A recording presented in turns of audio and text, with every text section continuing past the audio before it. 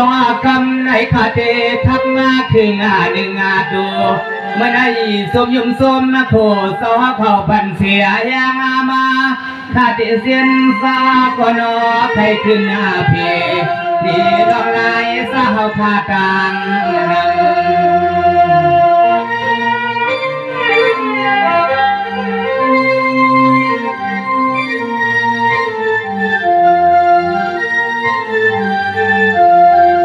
สำเร็จไก่กระดังเสียงเสือสานไหลมาตรงหนึ่งที่ปล่อยคำซอยกูไล่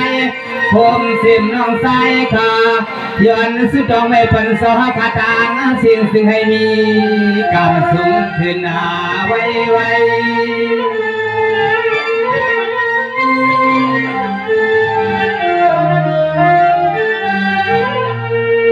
สวาคณะถ้าก็สมสมานามายายา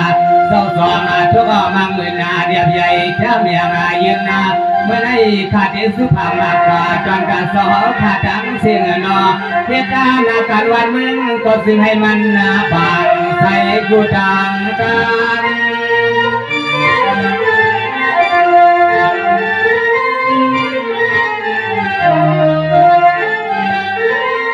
ยามมาทำมาคืองานให้ถึงให้พ่อได้เป็นพ่อสร้างงานให้สร้างบนสินปีลุปีนาก็ถึงให้พ่อได้กระดาษเส้นนี้ละพี่กุยามาได้สมองข้อความมาสวยสู่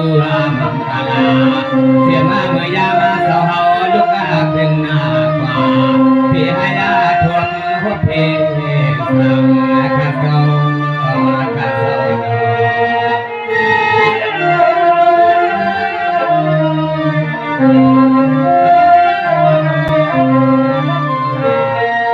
สวัสดีวันในคารุณาเมื่อในเจเลยว่าขอบใส่ถึงสปีคุณศึกษาซอเขาดังหูดังก่อ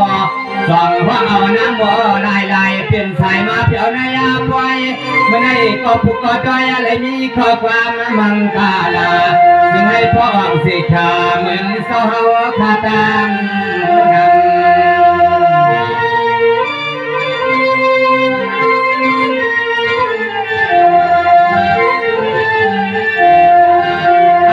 สอบพันยืนนาขึ้นนามาคำขึ้นในซึ่งให้คำสอบผู้ใดมือเสื้อลวดกาคุลมาให้ผู้ใดคำมาหนึ่งกัวมาหมู่ซุ่มสาวผาสมทนยังสาวฮักเปียงไม่เหนือลุงนังกะเป้ก็อือสังกาผมป้าสาวเปียวน้องมาวังกามเสียงห่างแหง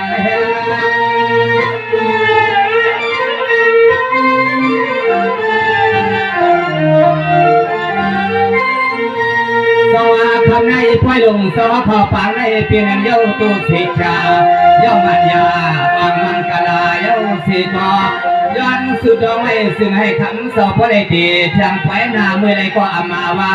ซึ่งให้คำสอบเป็นก็ขัดหน้าทางมือผ่านกลางขัดสวรรค์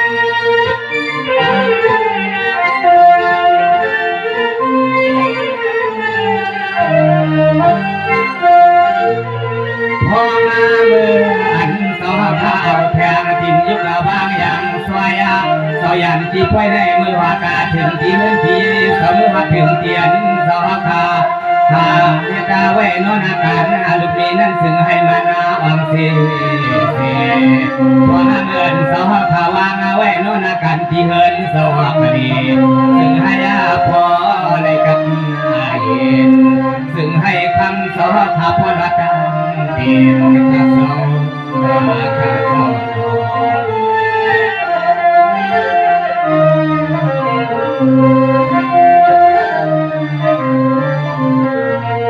สวัสดีก่อนในคารุณาพ่อหลานสาวบางในเจนาย้อนผัวหาปีเฮาน้องมาห้องกำปั่นสั่งคำพ่อเดือ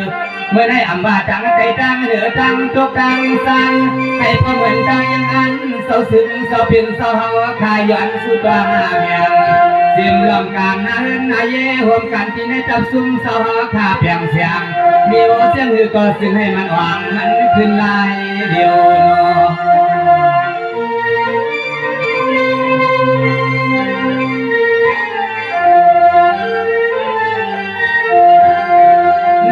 จับสุมาสอหาวาทาดังสิง ซึ่งให้คนหักคนอาเกี่ยวกับเพียงให้ยาแทนคนอาเบิกกามือยา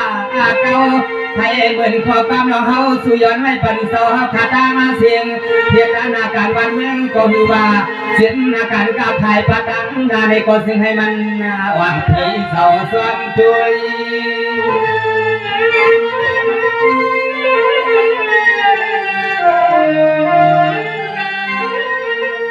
สวัสดิ์ทำในย้อนเพราะว่าพี่น้องเขาก่อนซื้อผ้ามากานำมันหาตอนตา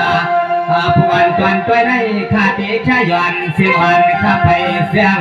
นักการนำนาก็มือนังสอเขากัศนาทำวันตัวนี้คือในความพื้นลึกหนาสิชายเยาวันให้นอทำมาสอขับพงมาเยามีอาตาไหลบวงวัน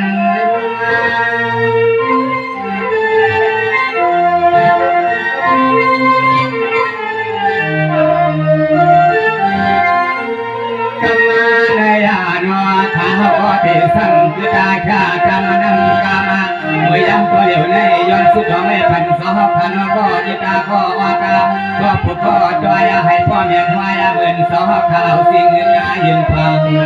เมียงซึ่งให้คำสองข่าวพอในมือเพียงเป็นสองข่าวสองเงินอย่าลอยหลุดเหี่ยวได้ยาอนาคำขึ้นในนอนลุกน้องกับพี่สาวกางสิ่งย้อนยังพันสองข่าวกางสิ่งซึ่งให้เป็นใส่ในใน